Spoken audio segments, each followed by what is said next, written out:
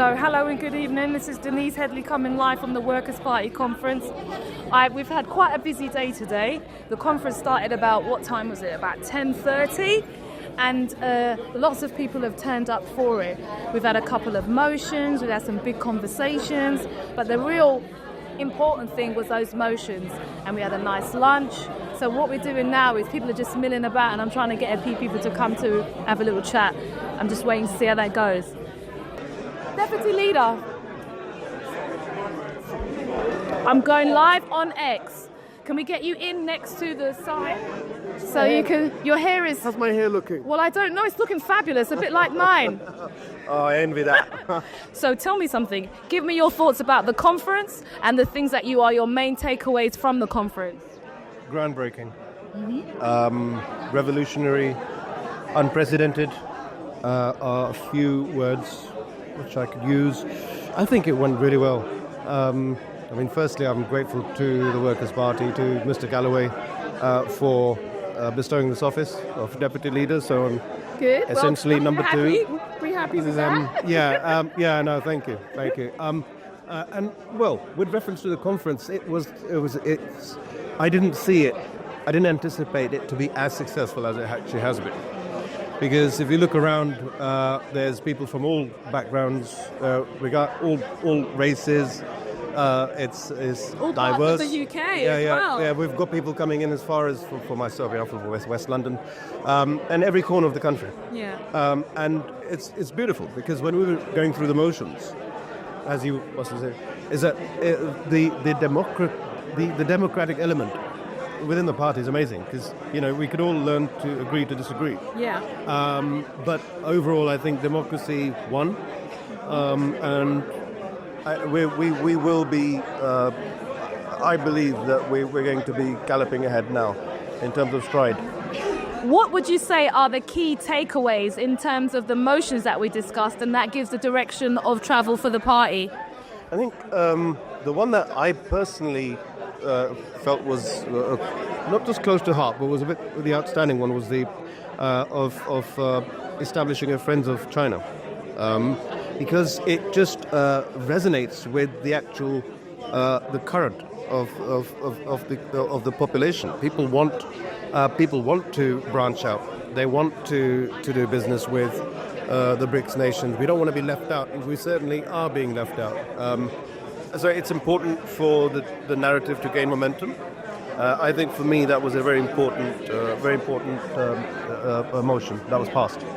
In terms of attracting more members and more young people and more women, what would you say are the key things that we could be doing as a party to address those particular challenges? I think most of those things were done today. I think what's been done today will be the foundation stone for actually reaching out to the masses, because the things that were being discussed, they really carry an appeal. I'll be very quick. We just want to. We'll be in very shortly, so you just take a seat. So we'll be very quick. The time is abbreviated, but see, people are looking for an alternative. Yeah. And people are looking for an alternative as opposed to Conservatives and Labour. Sadly, that alternative, the Reform Party, gathered a lot of momentum. That's interesting use of word, momentum, Labour. Yeah, Reform, you're going through the whole gambit of the brands. No, absolutely. So, the Reform guys, they've got lots and lots of money to finance them, and they've captured a lot of the market of the vote bank. And we must, one of our main aims is to actually devour the Labour Party voters as well as the Conservatives, to tell the youngsters that there is a party that actually makes sense, and it's not based on fascism. It's based on looking out for the Workers' Party. The Workers' Party is what the Labour Party used to be under Tony Bennett, etc. Rest of it. So you think the question around socialism is going to be something that pushes people away? Because I think when we talked about the Friends of China, we talked about the way in which China has approached bringing, I think it's 800 million people out of poverty, and the way they did it is a combination of capitalism and socialism. Is that the kind of thing you'd like to see in this country in terms of the way we have our own approach? See, the worrying thing is, and this is something that I mentioned in an interview, during my candidacy for MP at Croydon West that fascism is coming back in fashion in a big way, and we need to counter that. So for me, the terms socialism, social that, the other, it's social. I mean, the word social media. It doesn't mean it's not a bad thing. No, it means it's about community. It's community. That's how I take it. Why? What's so taboo about it? Yeah. So we need to counter. I think it's had a really bad press. Absolutely, and then they relate it to the likes of the Chinese governments and the communist governments, etc. But just look at them. We are living in a cuckoo land now. If we look at the strides that these guys are making, I don't believe in left, right. I believe in what's right and wrong. Yeah. We kind of got that framing today that the left and right labels are not things that we always want to ascribe to, and they're a bit limiting, as opposed to, I am in favour of this policy, which may be slightly left or more left, or I'm in favour of that policy, which might be more nationalist. There has to be a comment. I mean, I ultimately, and this is something that I wanted to actually raise, but somebody else had done it for me, is that we shouldn't be sticking to ideals and stuff like, right, I'm leftist or I'm a right. It's what is right is right. You might have an opinion which might be considered right wing, but that might be the correct opinion in that particular question. So it shouldn't be set in stone. It should be all about logic and common sense and what the right thing to do. And that's what we're striving for. Can I just thank you so much for giving me the time, for coming live onto our platform. Thank you, and just watch this space. Watch this space. We are taking the party from strength to strength, and we need your vote. We need your open-mindedness. Look us up. And have a lovely, lovely rest of 2025. Thank you very much. And maybe you might want to come onto my show one Friday, the Headley Highlight Show. It'll be a pleasure. Looking forward to it. Thank you very much. Thanks, Imtiaz. Welcome to the Headley Highlight Show, Saturday Night Live, coming direct to you from the Workers' Party conference in Manchester, where I have in conversation Gianluca Medeghini. Tell me, Gianluca, what are you doing at the conference and why is it good for you? Well, I'm here to kind of represent my branch, the Bristol branch. I'm also here to obviously partake in the local democracy and their own issues. I'm here to connect and be with the councillors, the deputy leaders, the other members, and just kind of represent young people like my generation on our party and make sure our voices are heard. What kind of things do you want the Workers' Party to focus on in relation to young people? Listen, we're doing it like this, we have to work with it. We haven't got all the expensive kit. I just say, one thing I think young people struggle with a lot nowadays is of housing. Okay. We're scared of going to the housing market. My cousin is in her early 30s, and then she had to move back in with her parents because it wasn't affordable for her. You have young people who they start working early, they want to have a home, they want to start a family, and they just can't. There was a recent study I read on the BBC where 47% of young people's rents go towards housing. Young people's paychecks go towards rent, and that's just disgraceful to me. I want to live in a socialist Britain where obviously you can't just have handouts, but as long as you work for it, you can get it. There's a direct correlation. Right now, we're not having it. We have people monopolising the land, we have people overcharging, we have bad tenants, and I think about what future can I have as a young person, even if I work hard, even if I used to buy into what they told me, that if I just work hard, do well, kind of like the American dream of Britain, but I don't see that nowadays. So I want a good plan for housing and for distribution. In terms of the direct policies, housing's one of them. What would you say is the second most important policy that the Workers' Party need to focus on to attract more people other than housing? I think healthcare is a big source of anxiety for a lot of people. We're seeing the rise of things like obesity. We're seeing more awareness about things like mental health, especially young people. Mental health is super important for us. And we're having these discussions that other generations haven't really had. Yeah. And so I think our policies around the NHS are really, really inspiring for me. And just going forward, knowing that we can take back the NHS for the people for my generation. So, is it your first special conference? It is. Yeah. If anything, I've never been to. This is the first party I joined. Oh, fantastic! I joined about a year ago, just after Rochdale victory. Okay. And so it's just so cool to see how it works. When I held out my paper to vote for the first time, I was like, wow, I'm part of the process. I'm part of a small part of this history of building this party. Is that something that you can see yourself doing in the future? Maybe being a representative for the Workers' Party? 100%. I was too young to stand in the last election. I'm 17. I'm almost 18 actually next week. but I'm definitely going to try and stand as a councillor. Okay. Just so he's put the name on the ballot. Like, so when they go to the ballot, there is an option, there's a voice.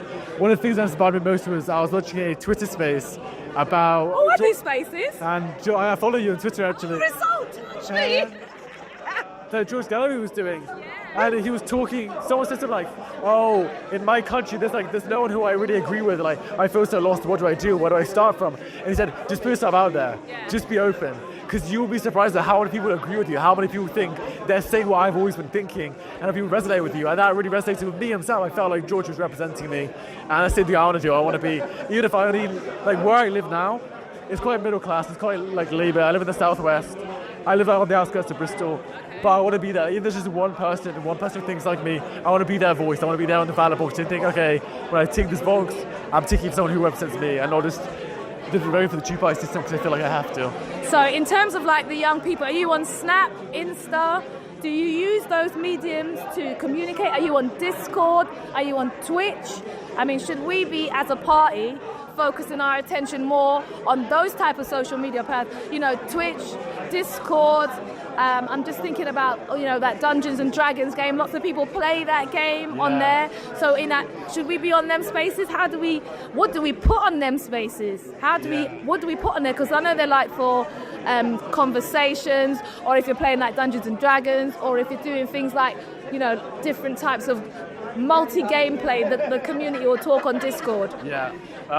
I mean, there's tons of options, and I think social media is such a positive force in so many ways, especially for young groups. I mean, people nowadays, like most young people at least, we get news from social media. I know so many people who are like, well, delete TikTok, but then they get downloaded because that's how they get their news. They fill it out. Exactly. Instagram is also a big thing. Even though Instagram is in some ways, like a lot of times it's more personal, like you have your own private account. Yeah. And the people I know, they're like private accounts only followed by their followers. I'm like, but they still repost like infographics of like news with their followers, like a lot of things about Palestine. I've gotten so many of my friends to go to Palestine protests in Bristol because I post myself going to it, because I normalise it, because I say I get the word out. So Instagram is a huge thing, people share it. Even if they're sharing it among only 20 people, that is building up a network. TikTok is a huge thing because TikTok's about algorithms. It finds you. It's crazy. I started a TikTok account a couple months ago. Okay. I've already got 3,000 followers. I'm not even super active. Wow. You're doing better than I am, and I'm supposed to be active. I'm not trying to steal your thunder. Well, that's good though. So going forward, your ambitions are to stand. Yeah. To engage more with young people, bring more people to your opinions. Well, look, all I can say is that I'm looking forward to the future to see what you're going to come with. And, you know, it's all about keeping the connections and the networks. So what are you going to do when you go straight home a week, 2 weeks after the conference? Well, I'm going to keep trying to grow my online presence.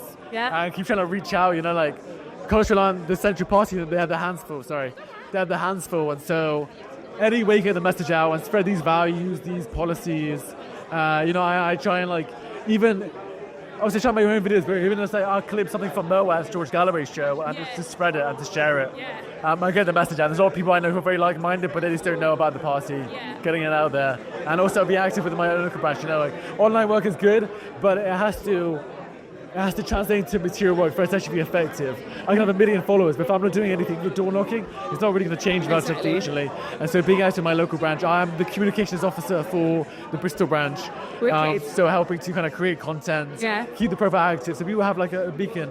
People in Bristol will look up, they see the Workers' Party, they go, oh, well, I want to see maybe the people around it. They see the Workers' Party Bristol Twitter account, and they see I might not be posting a lot, I'm a busy guy, but they see us active, and they think, okay, well, I can at least touch base, I can connect. Well, can I just say thank you very much for talking to me.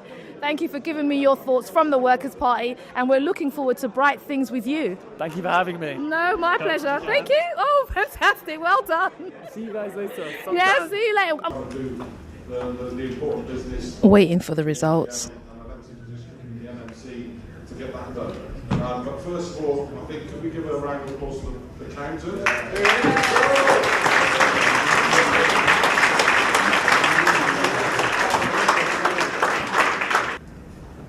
I'll go through the names now of those who are also elected.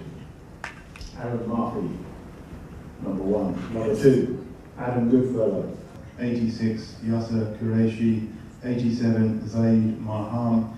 88, Zach Ali. 89, Aisha Zahir. 91, Mudassir Akhtar. 92, Francis Hayes. 93, Dave Gregson. 94, Keir Nixon. 95, Mesum Kazmi. 96, Raymond Menai. 97, Dr. Bob Gill. 98, Jürgen Wolf. 99, Shabazz Shamim.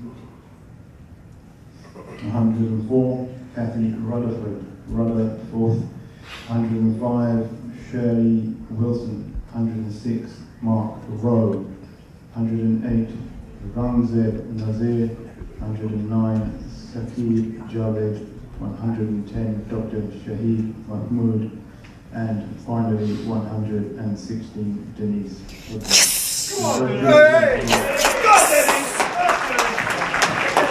I got in! Congress, we promised to move into the digital rather than the analog age for this county. Well done, Denise. Thank you so much, Deputy Chairman.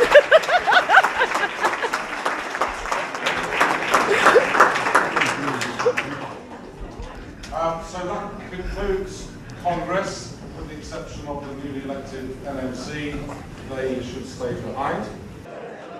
Yeah, so we're coming live from the Workers' Party conference. I have just been elected onto the NMC. I did do a little bit of hard work though, because I thought, come on, Denise, you have to go out there and get the votes, innit? They don't know you from a stick. So I'm now on, so I'm going to see what we're going to be doing in the future. And it's been a really interesting conference. It's so nice to see so many people here. And they've come from all regions of the UK.